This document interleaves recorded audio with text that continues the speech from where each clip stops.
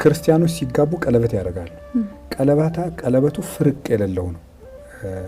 ጉጠትም የሌለው ወይም ደግሞ ፈርጥ ነው የሚባለው አይደለም። ፈርጥ የሌለው ወይም ደግሞ ፍርቅ የሌለው። ፍርቅ የሌለውን ቀለበት ብትዞሪ ጫፉን የት ላይ ነው የምታገኘው? ጫፍ የለውም፣ ዝም ብሎ መዞር ነው። እና ይሄ ዘላለማዊ ሕይወት ነው።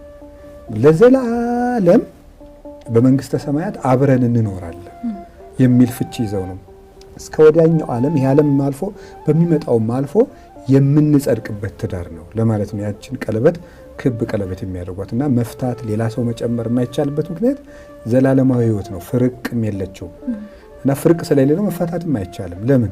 ዘላለማዊ ጥምረት ስለሆነ፣ ዘላለማዊ ውህደት ስለሆነ እና ይሄ ምንድን ነው? ዘላለማዊ ሕይወት ውክልና የምትሆን ቀለበት የሚያደርጉት ለምንድን ነው? ክርስቶስ ትንሣኤን ስለመሰከረ ነው። ክርስቶስ ትንሣኤን ስለመሰረተልን እና ጋብቻው የትንሣኤ ነው። ስጋዊ ፈቃድን ለመፈጸም በኑሮ ለመረዳዳት ወይም ደግሞ ገንዘብ ለማጠራቀም ወይም ኑሮ ስለቸገረው አይደለም ሰው የሚያገባው። ሰው ግን ይህን ይረዳል አይረዳም ሌላ ነገር ሆኖ፣ መሰረታዊ ነገር ግን ትዳር ራሱ የድህነት ሰንሰለት ነው እና ያንን ያደረገው ማን ነው? መድኃኔዓለም ነው። ልክ በዕለተ ዓርብ ምን አደረገ? ከጎኑ ደም ፈሰሰ። ከጎኑ በፈሰሰው ደም ቤተክርስቲያንን ነው የመሰረታት። የአዳም ሚስት ከየት ነው የተገኘችው? ከጎኑ ነው። ክርስቶስ ደግሞ ምንድን ነው? ዳግማዊ አዳም ነው። የአዳም ሚስት ከጎኑ የተገኘችበት ምክንያት የክርስቶስ ሙሽራ ደግሞ ከጎኑ በፈሰሰ ደም ስለተገኘች ነው። ስለዚህ ያቺ ሙሽራ ቤተክርስቲያን የሰውም የሚስቱ አምሳል ስለሆነች ነው። ያንን መስርቶ በትንሣኤውም ደግሞ ይህንን አክብሮልናል። ያለ ትንሣኤ የሚፈጸም ነገር የለም። ቤተክርስቲያን ለምሳሌ ስንጠመቅ ክርስትና ስንነሳ ራሱ ትንሣኤው ነው የሚከበር። ወተቀበርነ ምስሌሁ በጥምቀት ይላል ቅዱስ ጳውሎስ ሮሜ 6 ላይ ሲናገር፣ በጥምቀት ከሱ ጋር ተቀብረናል። አብረነው ከተቀበርን ደግሞ አብረነው እንነሳለን ይላል። ቄሱ አሁን ሲያጠምቅ